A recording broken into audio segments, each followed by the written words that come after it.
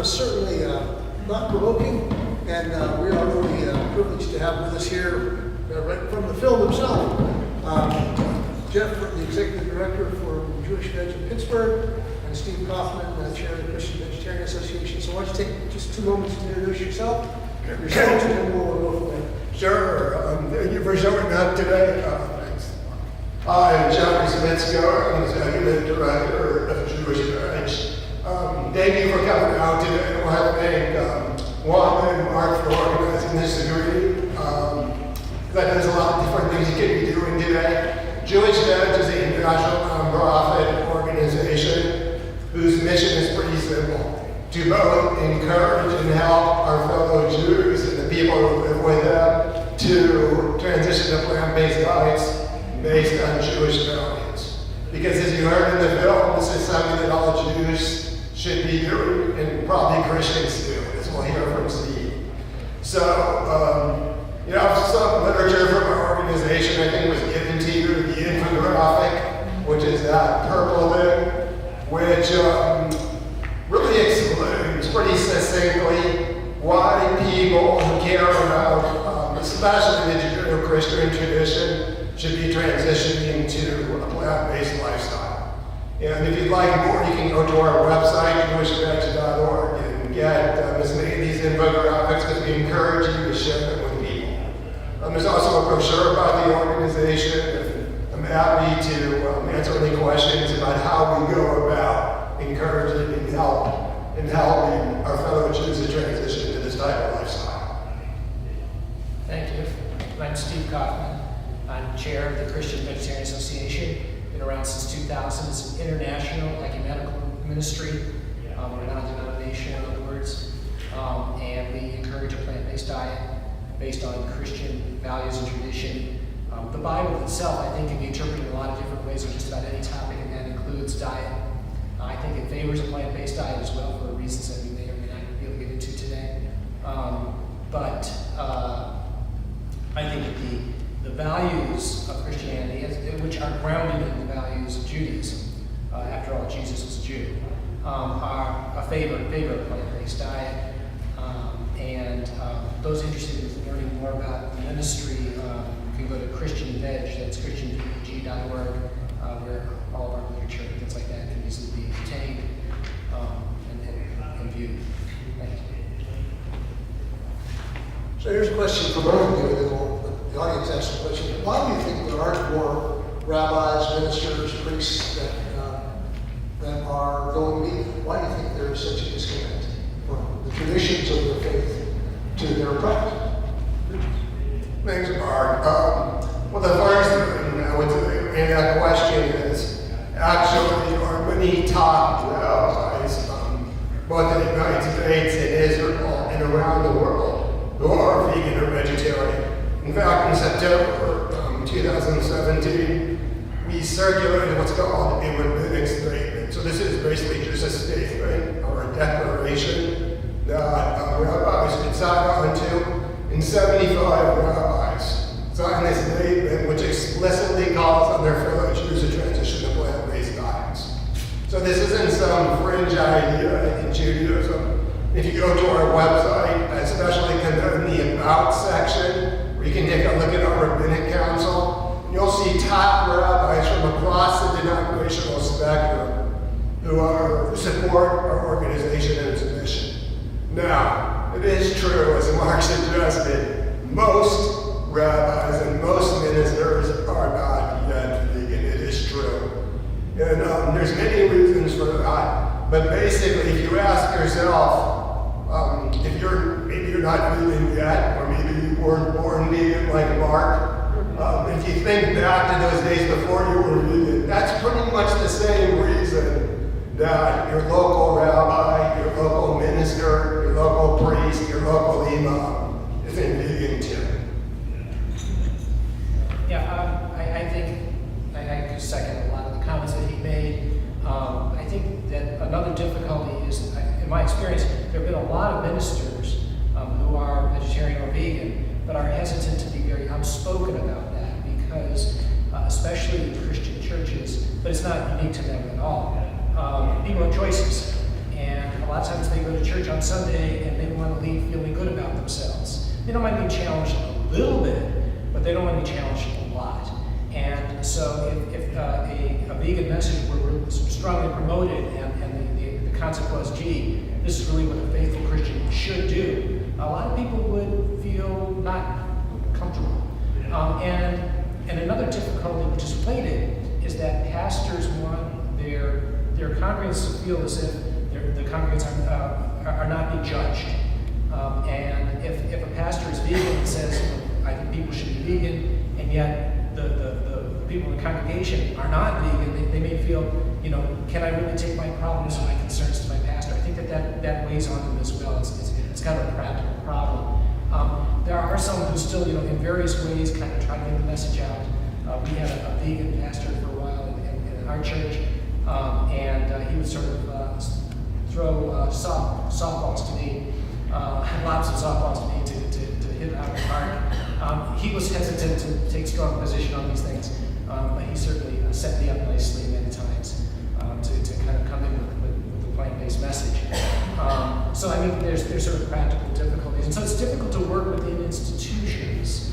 I'm not against doing that, but institutions tend to be very conservative.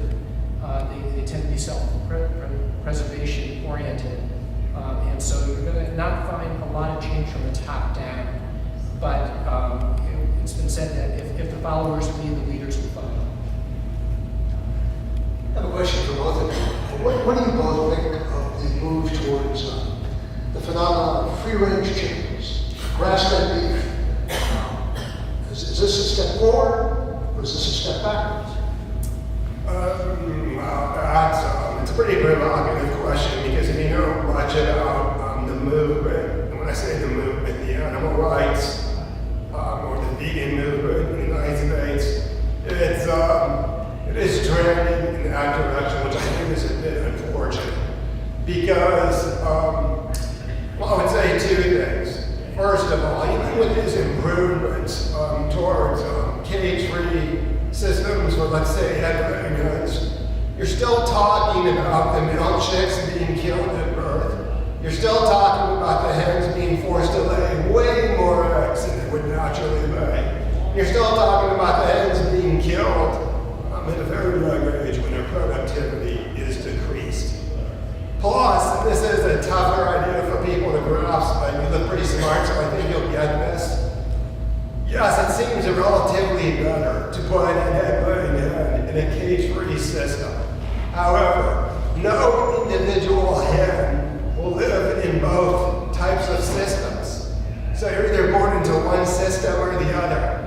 And if you're born into the system where your brother was killed, you never meet your mother, which is a big issue because chickens live in families. And you're put into this windowless barn with 50,000 other hens and forced to lay a bunch of eggs.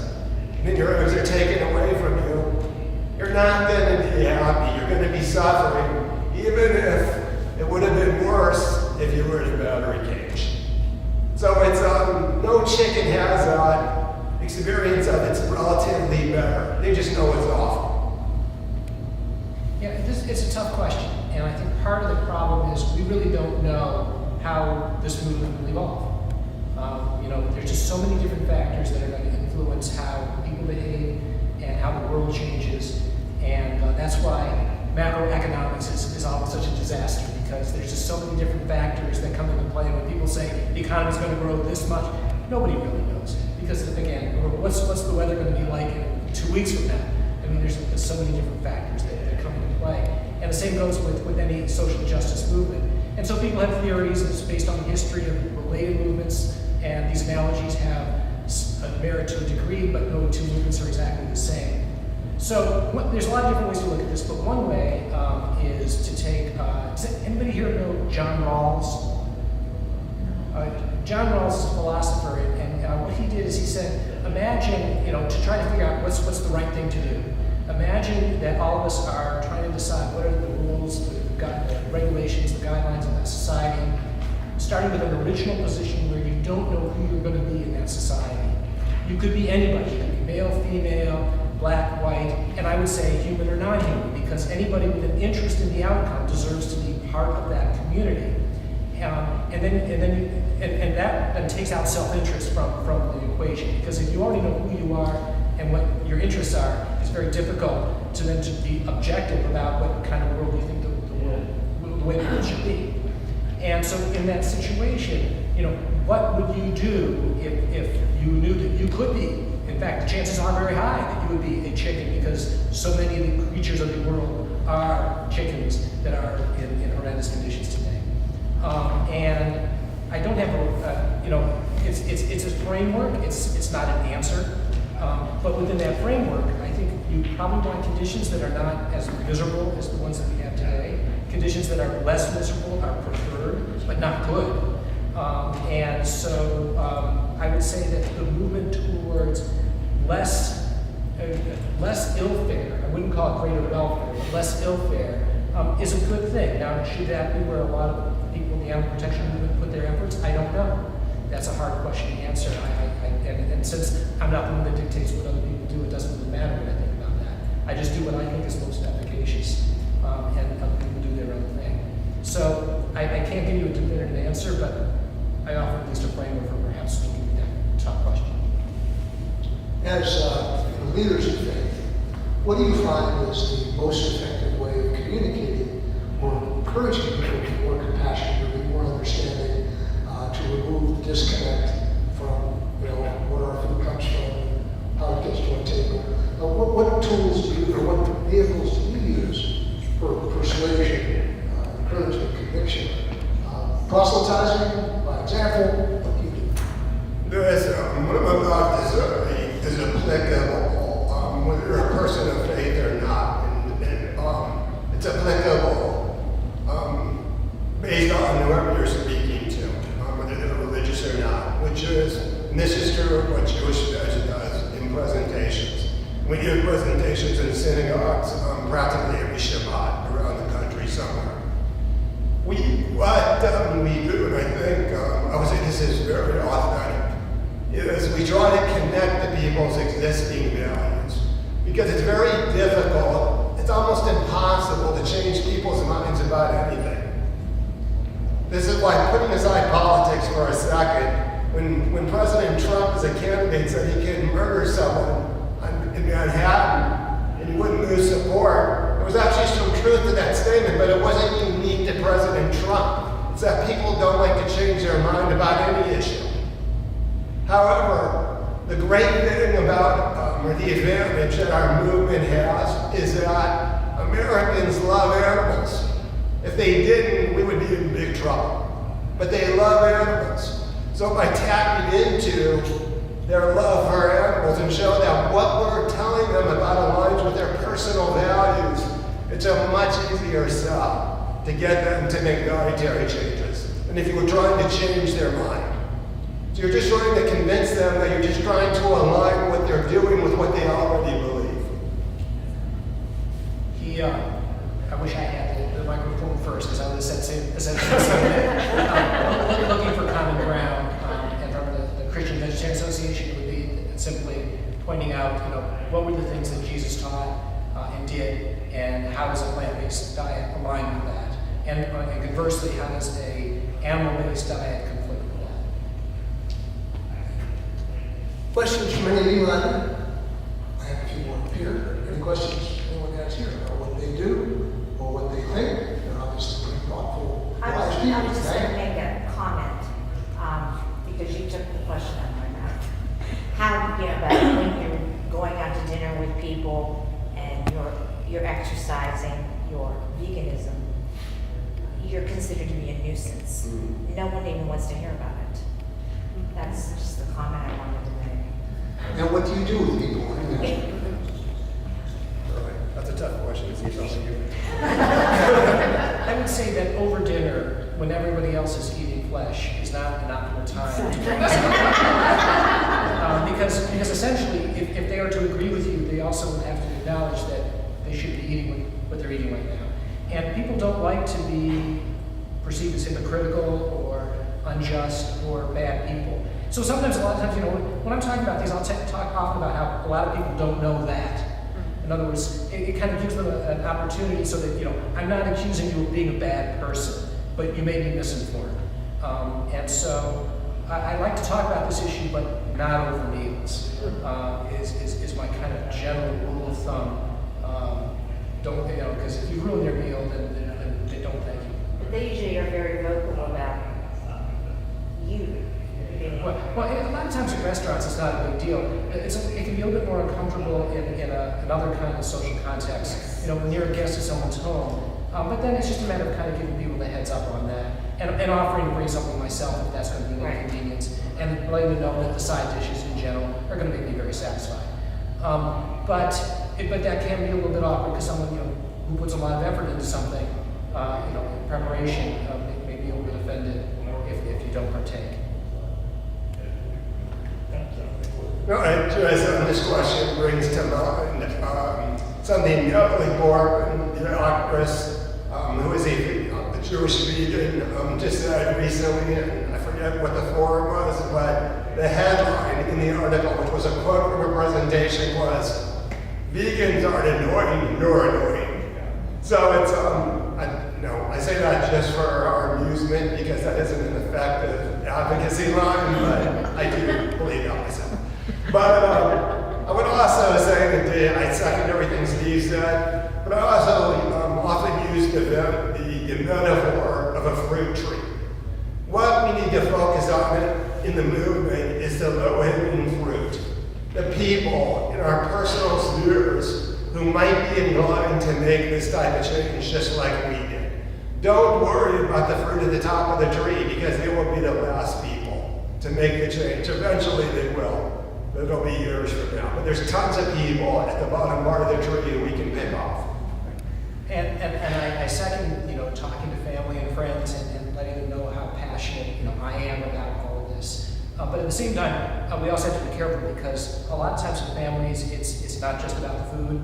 All of us have lengthy histories, and a lot of times other aspects of family relationships can come into play.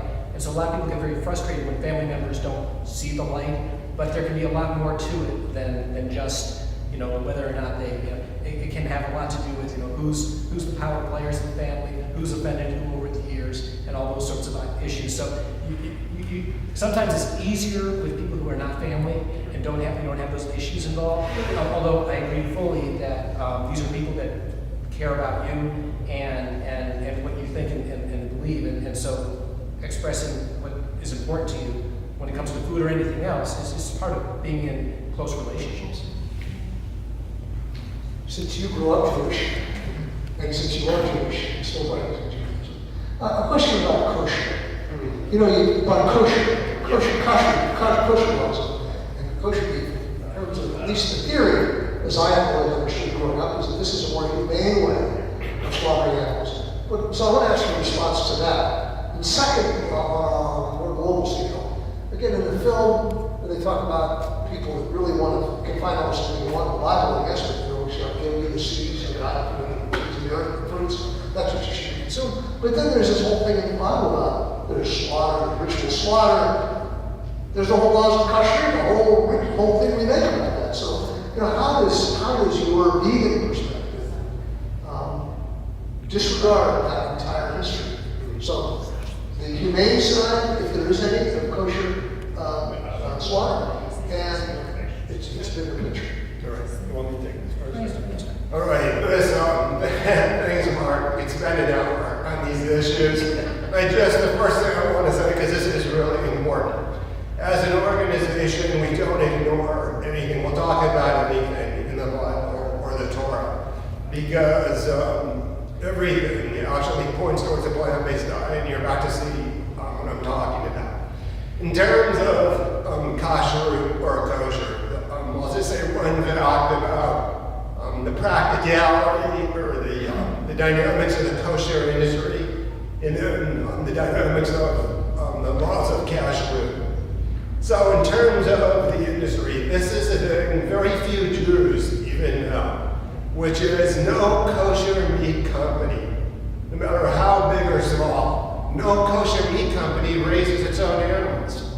They buy their own animals from the same factory farming system as Tyson Chicken, as Oscar Mayer. So this is the issue, and this is why there are so many rabbis who support our organization, because I think this will make sense to you. In Judaism, you cannot have a sin enable a good deed or a mitzvah, right? So if the Jewish mandate to treat animals with compassion, so our bodily autonomy is being violated during the animal's life, it doesn't matter what happens in kosher slaughter. It's a moot point because you can't have the kosher slaughter enabled by the sin. All right, so theologically, when it comes to kashrut, this is how actually so many rabbis look at it. There are laws in the Torah about taking a woman from your enemy's camp and having sex with her. You can do that according to the Bible. However, there are so many restrictions on it, you wouldn't want to do it. It's the same thing with kashrut. If you actually look at the laws of kashrut, there are no restrictions on eating any type of plants. When you talk about animal products, there's these restrictions. You can eat this animal, you can't eat that one, you can't cook this one with that one. The animal has to be slaughtered a certain way. It was supposed to be difficult to do it.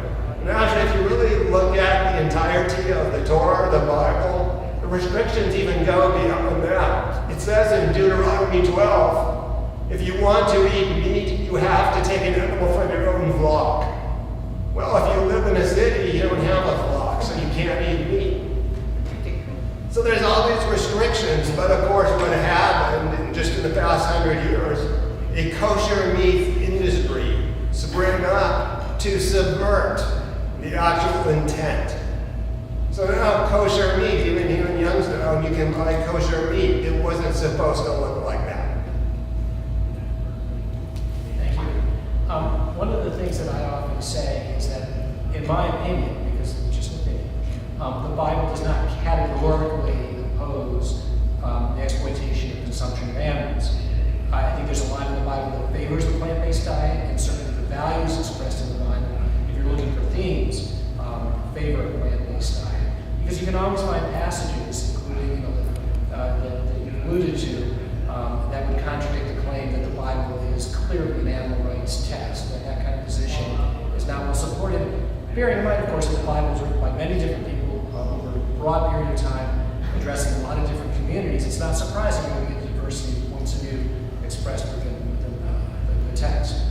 So, and by doing it that way, I don't paint myself into a corner where then I have to say, well, what about this passage, which seems to be pretty clear in support of, or in terms of giving permission to consume animals. I mean, obviously you can answer any, you can always answer one verse with another one, but I don't like to get into those kinds of debates. They're not really very winnable. The bottom line is, it's a terrible thing that we're doing to these animals. It's a terrible thing we're doing to the earth, and a terrible thing that people are doing to themselves. People killing over in their 40s and 50s from heart attacks. That doesn't happen if you have it's exceedingly rare. If you have a plant-based diet, things like this, all these things are so obviously true that I think that as long as you just sort of say, and it's supported by or consistent with our faith, you've got an incredibly powerful argument. Now, whether or not people are going to change is a different question, but all we can do is present a compelling case. Why do you think it is that we think nothing of, society thinks nothing of consuming cows and chickens? They wouldn't think, when it comes to a dog or a cat or a giraffe or a horse, it's just, why is there no connection? There's something inconsistent with that. Well, and people have conflicting views on a whole lot of things, and that's a source of discomfort for many people, which is part of the reason why animal advocates are found to be so annoying, because we identify where people have conflicting points of view, and they will be really offended by, that football player who had the fighting dogs, and be saying that, while eating hamburger, discussing how terrible it is that he bred the dogs for dog fighting. So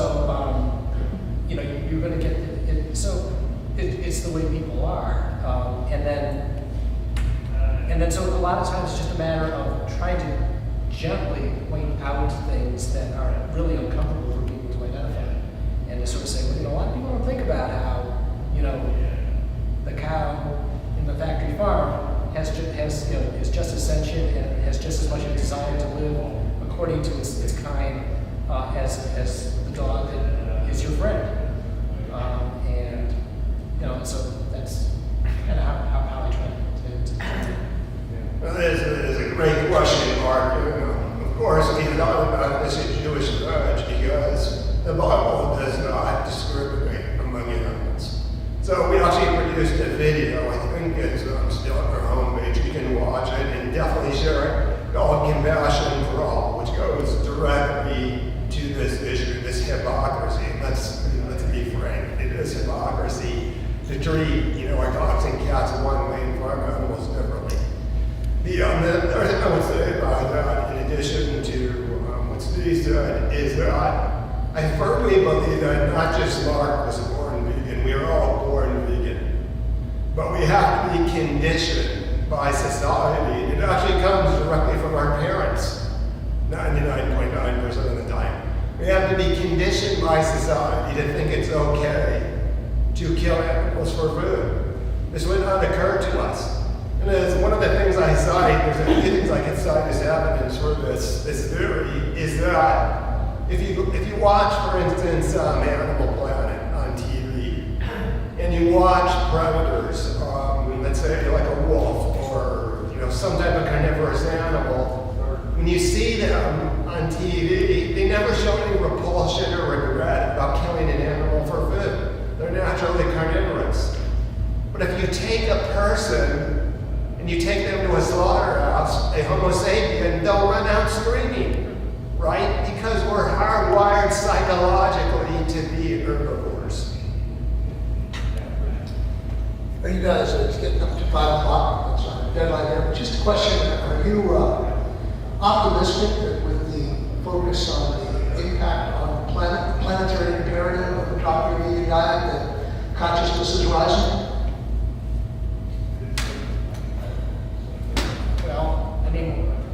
I feel a little bit like a spectator at a football game. I really don't have a huge amount of impact on the outcome of the contest, but I guess I'm still interested in the contest.